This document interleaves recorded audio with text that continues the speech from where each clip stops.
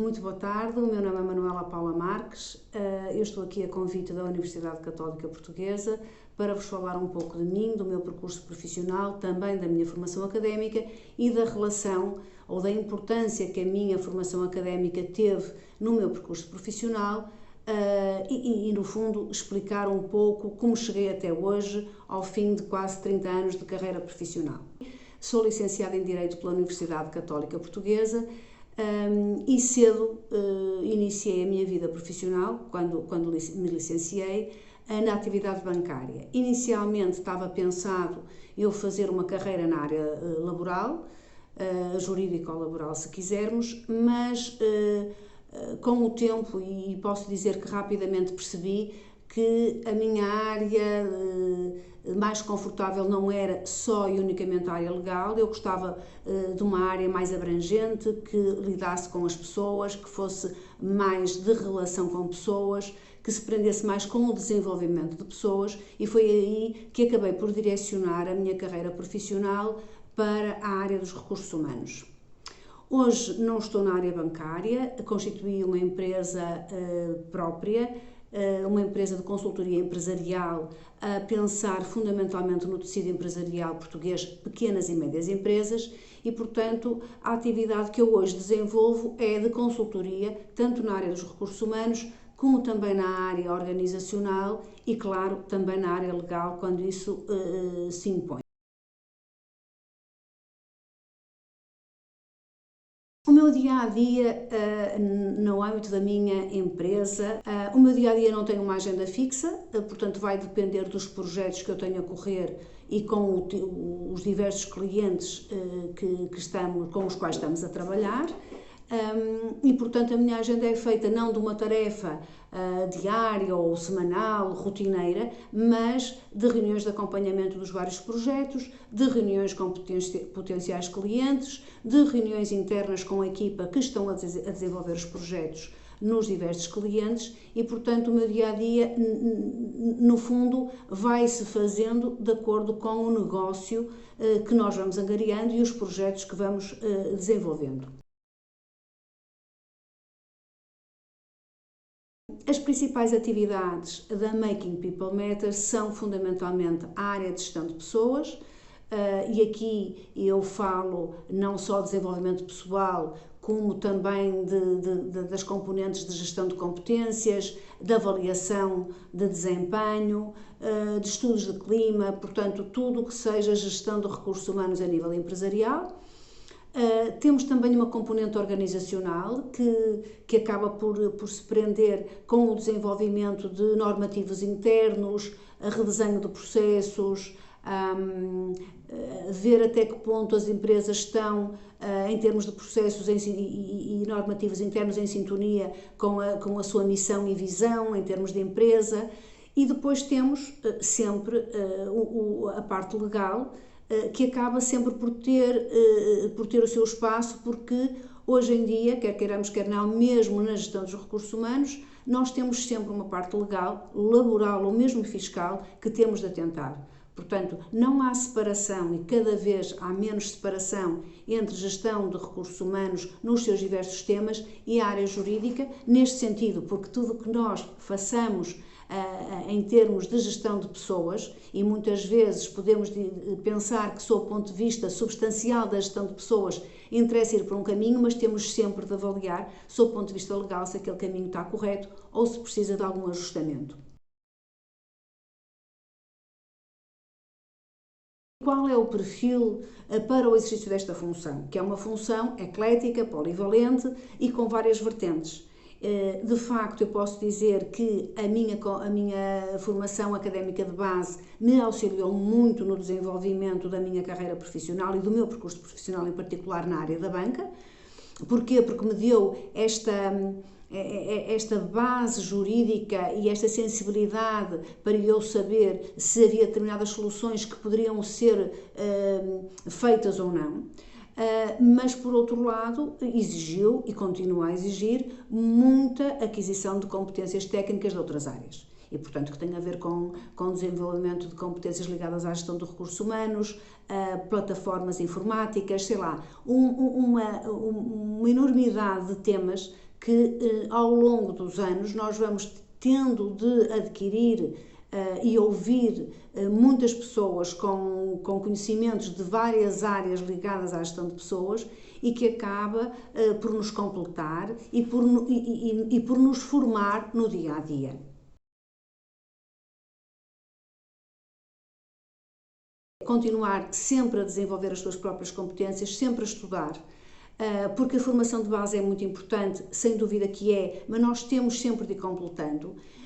Não esquecer nunca e cada vez menos as competências transversais, que são importantíssimas, tanto na área de quem desenvolve funções de chefia ou de liderança, ou como eu, de responsabilidade na condução de uma empresa, mas também para todas as pessoas que entram no seu mundo do trabalho. É fundamental que tenham a percepção que, para além das suas competências técnicas, que essas sim são adquiridas nas universidades, nas diversas escolas, o desenvolvimento das competências transversais, hoje em dia no mundo laboral, é sem dúvida o mais importante. A pessoa pode ser muito boa tecnicamente, mas depois, se não tiver espírito de equipa, se não conseguir trabalhar em colaboração, se não conseguir ter empatia, se não conseguir liderar alguns projetos, mas quando não está a liderar, saber acatar as instruções do líder daquele projeto, são exemplos que hoje em dia nas empresas acabam por ser muito críticos na sua atividade do dia a dia, quando as competências transversais dos seus trabalhadores não estão desenvolvidas com este padrão de trabalhar em equipa de uma forma transversal. As hierarquias já não são verticais como eram no passado, portanto é tudo muito mais flat. E é necessário que os trabalhadores de hoje em dia tenham esta noção e consigam adaptar-se com uma competência fundamental que é a flexibilidade às diversas estruturas das empresas e fundamentalmente também aos diversos momentos em que a empresa está. Quando me perguntam assim, está bem, e na sua área, o que é mais estimulante para si no seu dia a dia? E eu posso responder: as pessoas. As pessoas são de facto o meu foco. Eu criei a empresa a pensar nas pessoas. Acho que em Portugal, em especial em Portugal, as empresas ainda olham um pouco para os seus recursos humanos como humanos. Ou seja, acho que as empresas muitas vezes, com o objetivo do lucro, da minimização de custos, acabam por subvalorizar os seus recursos humanos. E estou a falar isto em exigências de tempos de trabalho, estou a falar também em não respeito pelos tempos de descanso. Portanto, tudo isto eu acho que são preocupações que nós, gestores de recursos humanos, devemos ter e devemos pensar que, se hoje não tivermos o cuidado de atentar nestes aspectos, num futuro muito próximo, e que eu penso que será mais próximo do que a maior parte das pessoas prevê, as empresas vão se sentir, porque não vão ter recursos humanos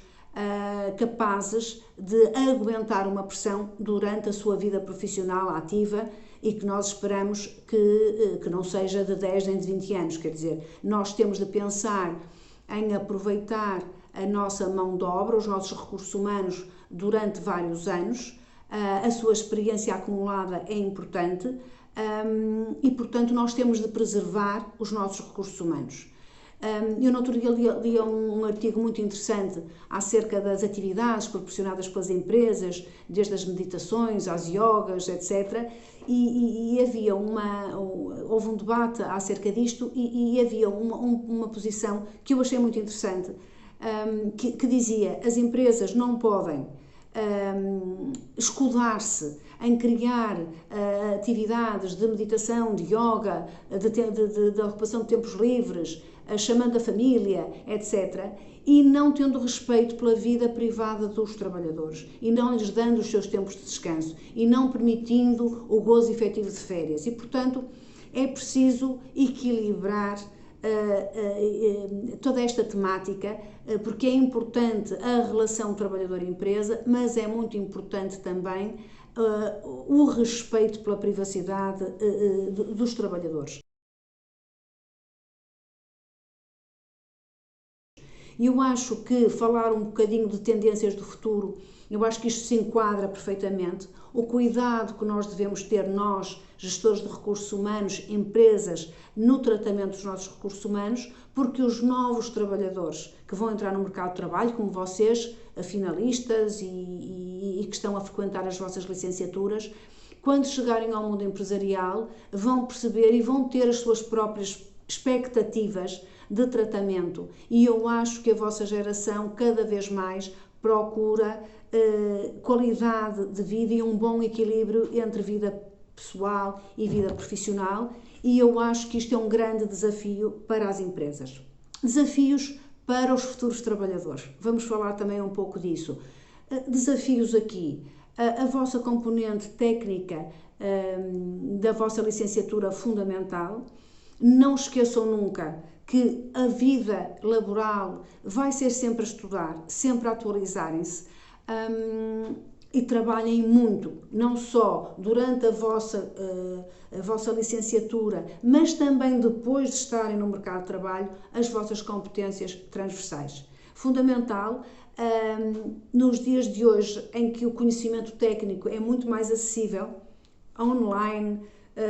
por escolas com pós-graduações, etc., é preciso atentar no eu, o nosso autoconhecimento, porque nós, quanto mais e melhor nos conhecermos a nós próprios, mais conseguimos comunicar e interagir com o outro e compreender o outro e ter empatia pelo outro. E, portanto, o meu conselho aqui, em termos de grande desafio pessoal, se quisermos, para quem entra no mundo do trabalho, é este, é o desenvolvimento das competências transversais, mas de uma forma séria, não é? E séria, quando eu digo séria, é estudarem um pouco sobre programação neurolinguística, por exemplo. Há diversos temas muito interessantes e que nos desafiam a conhecer o nosso eu e desta forma poder interagir